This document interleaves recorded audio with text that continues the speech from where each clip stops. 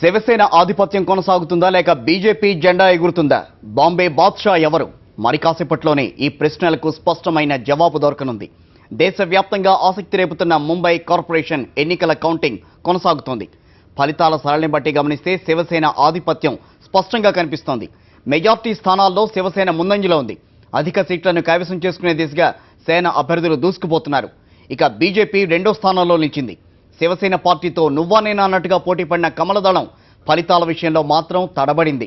మరోవైపు కాంగ్రెస్, ఎన్సీపీ వెనుకంజలో ఉన్నాయి. ముంబైలో శివసేన దూసుకుపోతుండడంతో ఆ పార్టీలో ఉత్సాహం పొంగి పొర్లుతోంది. ముంబైలోని శివసేన ప్రధాన కార్యాలయం వద్ద సందడి నెలకొంది. శివసేన కార్యకర్తలు సంబరాలు చేసుకుంటున్నారు.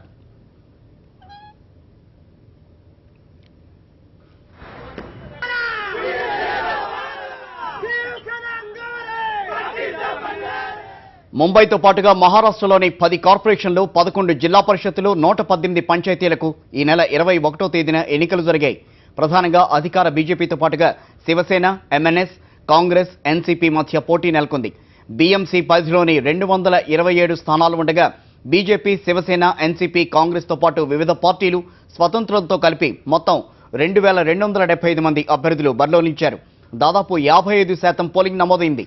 గత ఎన్నికల్లో శివసేన 75 స్థానాల్లో, బీజేపీ 31 స్థానాలను, కాంగ్రెస్ 52, ఎన్సీపీ 13 సీట్లలో గెలుపొందాయి.